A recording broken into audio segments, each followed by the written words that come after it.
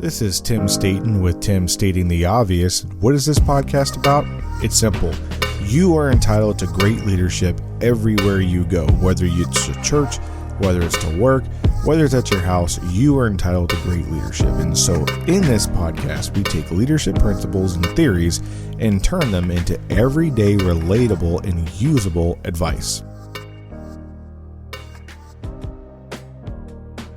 Hey, good COVID stay-at-home break, and welcome back to another episode of Tim Stating the Obvious. And if this is your first time listening to this podcast, I want to say thank you.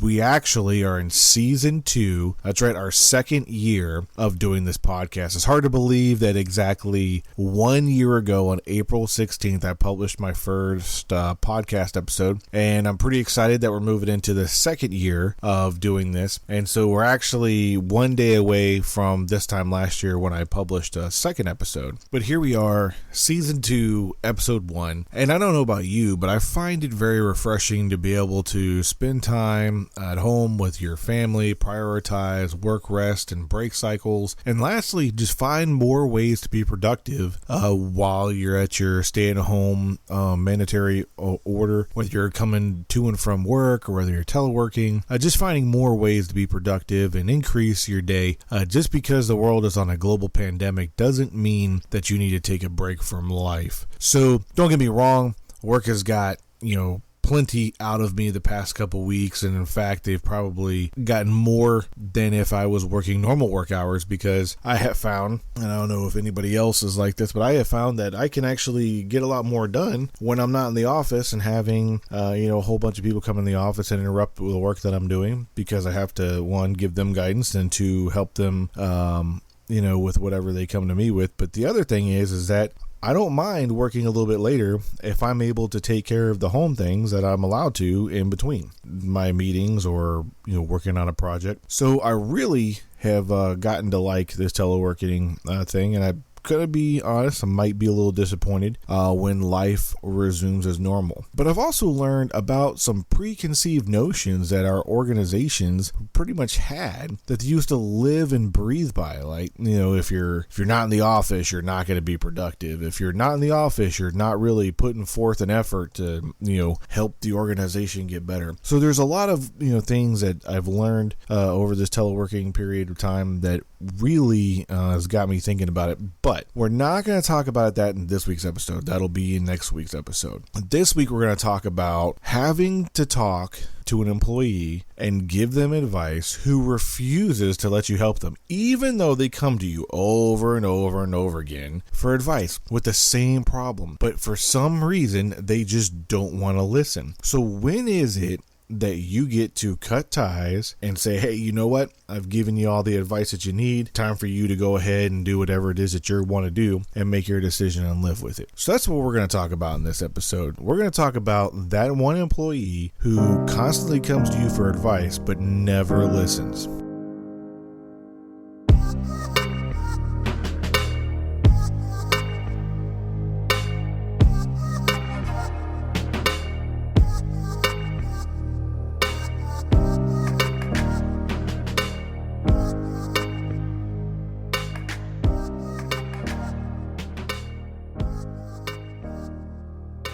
But before we get into the topic, we're going to take a quick break and make a couple announcements. First, I want to thank you for those of you who are checking out this podcast. And if you haven't subscribed to this podcast, please do. You can do it on Podbean, iTunes, Google Play Store. Please subscribe and comment, and we'll get back to you. If you're watching this or listening to this on YouTube, you can do it right now. Just click subscribe and also hit that little bell icon so that way you know when we publish some new content out there. Also, please share this podcast, if I can ask this of you, with one or two people who you might think might like it. I mean, let's be honest. What else have we got to do besides spend time with their family, watch some TV, do some yard work? Once you do all your list that you got to do around the house, this might be something you want to listen to while you're getting that done. So share it with one or two people that you might like. And I thank you for doing that ahead of time, because it really helps us grow our audience and get the show out there and really share ideas so we can get feedback, and so that other leaders or people who are interested in going into leadership roles can get some, relevant and current information that they might not be able to find in other traditional means. So thank you for sharing it this week.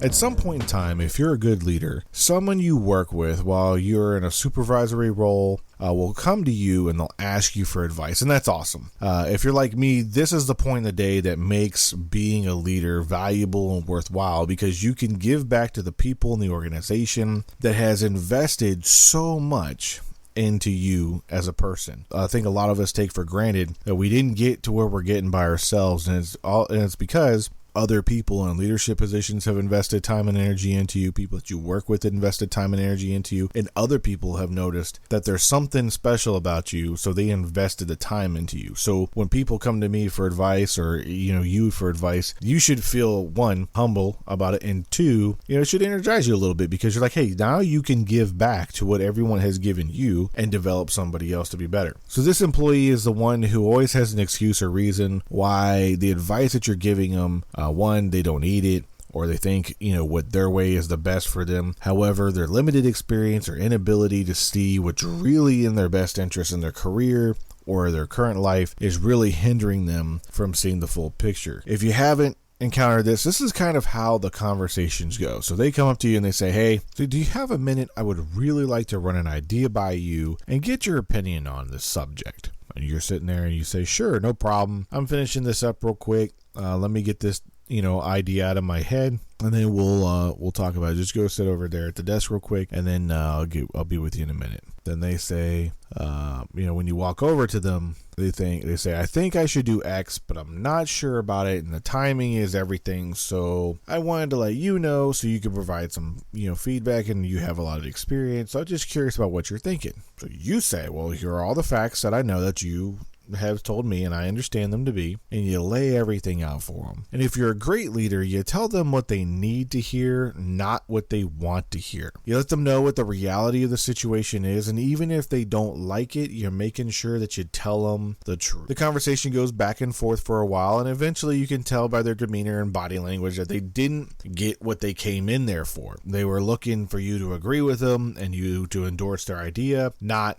really give them advice. But you know that when the conversation ended and they left the room, they left with what they needed, not with what they wanted. And a couple of days or weeks go by, and the same employee comes back and asks you the same question with a different angle on the subject. And you then proceed to have a similar conversation. Now, there's nothing wrong with being persistent and holding your ground if you're, an employee. And you as a leader need to make sure that you're listening. Because sometimes people will come back to you because they don't think that you're actually listening to what they're saying, and that the inverse is true, that you're telling them what your opinion is and your guidance is based on whatever you think, and not versus listening to the whole situation. So make sure you're actually listening to the problem and the situation so you can provide good feedback. And then sometimes I ask them, in a conversation, do you really want me to endorse X, Y, and Z? Because I feel, or I hear, that all you're telling me is you want to do X, Y, and Z, and you don't want to do anything else. You don't want to do A, B, and C. You don't want to do D, G, and F, or H, I, K, or L and B in a different format. Do you really want me to support your idea and only your idea? And you'd be surprised. Sometimes they say, yes, this is what I want, and I want you to endorse it. So the problem that the person is coming to you isn't the problem. The problem isn't the problem. The problem is getting that person to listen and understand the facts that they really are. So don't confuse a problem with a person, because people usually aren't the problem. And the problem usually isn't their problem. The problem is that they're not listening to the advice that they want, and that they're stuck in their mindset and they don't want to listen to move forward. But in the end, most people and employees get it. They get that, hey, they tried to push their agenda. They listen to both sides of the story. They see and understand the facts and the reality of the situation, and they listen, they move on. But there's that one employee or that one person who doesn't. The key is to learn when to cut the strings and let that person deal with themselves and their own choices and their own decisions. Now, what do I mean by that? I don't mean stop helping that person, because obviously they still need help. What I mean is you need to tell that person you've already provided your stance on that subject and you've given it to them and all the resources that they need to be successful. Now, they need to take action and figure out the rest of it on their own. You got to put the onus back on you, because every time they come to you with a problem and they try to put, the proverbial monkey on your back and give you the problem, now they have a scapegoat in case something doesn't work right. So you have to firmly stand your ground and tell them, I've already given you my stance on this position. I've reasoned it out with you. Now you need to go forth and do what you think is best for you and your career based off of the conversation that we're talking about. So the other issue is when 10% of the people who won't listen to you takes up 90% of your time, and the 90% of the people who are doing great and they listen and they deserve your time and they will listen, you only end up giving them 10%, because the 10% is taking up the 90% of your time. So you've got to learn to when to say, hey, you know what? I've given you what I've given you. You don't need anything else. I need to focus on the 90% that are listening. And it's hard to do, especially as a leader, because you want to pour into people. You want to give back to people. You want people to be successful, but sometimes there's that 10% that just won't get it. They just won't listen. And they're going to take up a lot of your time. So you've got to learn when to cut the strings and say, I've given you everything you need. Now go forth and do what you got to do. I got to focus over here now. So I also found too that when you give your third and final, or even your second and final stance on something, say, hey, look, I've already given you everything that I can on this subject, so you need to go forth. More than likely that they're going to listen to your original advice and it's going to work out. There's a small percentage of others who just won't, and it won't work out. And that is okay too. That's how they learn. Some people need, to learn through trial and error and pain. Pain's a good teacher, right? So if, you're a little kid, not saying that these people are little kids, but if you're a little kid and your parent tells you, don't put your hand on the stove, it's hot, you're going to burn yourself. And what do? You go over there, you put your hand on the stove and you burn yourself and you go, yep, it's hot, right? So you're not going to do that again. You don't just let that person sit there with the burning hand either. So you take care of them and you say, okay, well, now let's figure out how to, 1, reduce the pain, and 2, get back on track so that way you don't burn your hand on the stove again. So you have to you can't beat yourself up about it and go, man, I wonder if I had put in a gate in front of that stove and that person just wouldn't have touched the stove, or maybe if I would have made the stove higher, then they wouldn't be able to reach it. You can't beat yourself up about things that are out of your control when it comes to the choices of others after you've given them guidance and after you told them the facts and they still did what they did anyway against what you said. You can't just beat yourself up about it. And a lot of people don't want to talk about this because, 1, people generally think, well, you don't care that they had something negative happen to them. Well, that's not true. You do care, because you want everyone to be successful, and that's why you're in leadership positions. Or I should say that's why you should be in leadership positions, because you want people to be successful. It's the whole point of leading people. When they do get hurt, you still got to take care of them and get them back to good and get them back on track. Sometimes you have people who just won't listen. You go, hey, look, you got to deal with yourself. I can't help you anymore. And sometimes that means they leave the organization and go somewhere else. Sometimes that means they take a different job within the organization so they don't work with you. But that's okay, because those are their choices that they've made against the guidance that you've told them based off of all the facts that you've known about. So here's a way to keep investing in someone, but still let them be accountable to themselves and for their own actions. I think accountability and self-accountability are so important, especially in the workplace. A lot of times, a lot of the accountability tries to get put on the leadership when it's just the responsibility is on the leadership, but the accountability is on the individual. And a lot of people get that confused. So just because I can delegate some responsibility doesn't mean I delegate the accountability of that. So as a leadership, you are responsible and accountable, but you also have to hold those underneath you accountable for things that they're responsible for. And if you don't, then that is in a way, it's your own poor leadership. We can work on that in a different episode if you want to. So here's how you keep investing into somebody while still keeping them accountable for their actions. First thing is to always listen and provide your guidance and advice, and leave the conversation with an opportunity for follow-up on their point. Don't set it up for a follow-up with you engaging them. Hey, did you do this? Have it the inverse. If they come back with the exact same stance Ask them point blank, what is it that they really want? They may not even know what they really want to do. They may just come to you with the problem because they want you to help them solve what they really want to do, and they don't know.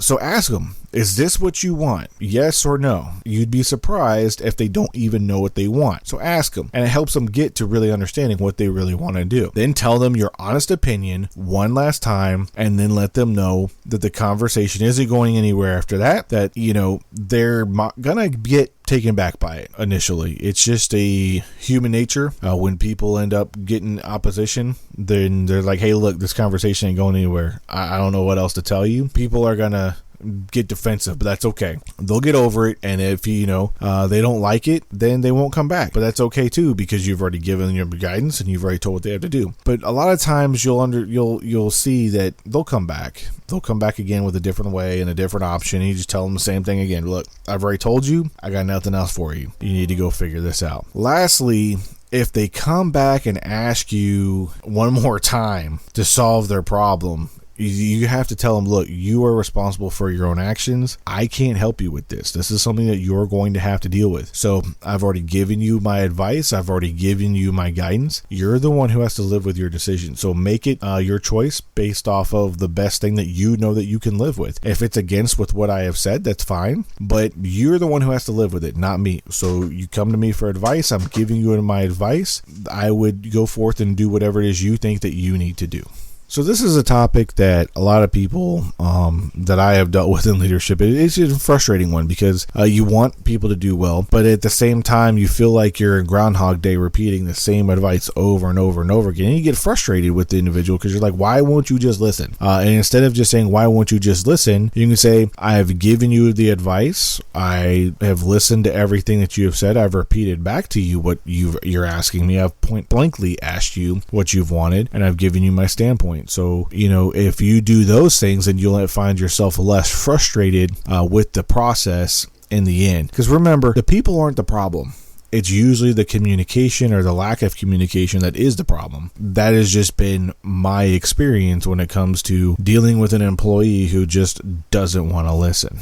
I want to thank you for listening to today's episode of Tim Stating the Obvious, where we talked about knowing when to stop providing advice or help to someone who doesn't really want your help, but wants their own way or methods instead. But before we end, I'd like to ask a couple things of you if I could. Please subscribe, comment, and share this podcast, and provide some feedback to help generate discussion on this subject or another subject that you might want to hear. If you haven't visited our Patreon site, I would love it if you stop by there and check it out and see how you could be a part of the show and keep the content going. We're going into year 2 or season 2 of this podcast, so I'm going to have to start deleting older episodes. Your contribution could be one way that you can still maintain access to some of last year's content. Lastly, I am very interested in hearing about your stories and experiences to keep the discussion going. It's about a discussion of sharing ideas and facilitating leadership topics and leadership methods so that they're applicable into everyday life. A lot of people have said, hey, I really like your podcast. It helps take a theory and something that I can really use and apply on a daily basis at work. So for those of you who have provided that feedback, I really appreciate it, and I'll put it out there so other people can see it. I really hope that you enjoyed this episode and come back for another one. I'm Tim Staten, stating the obvious.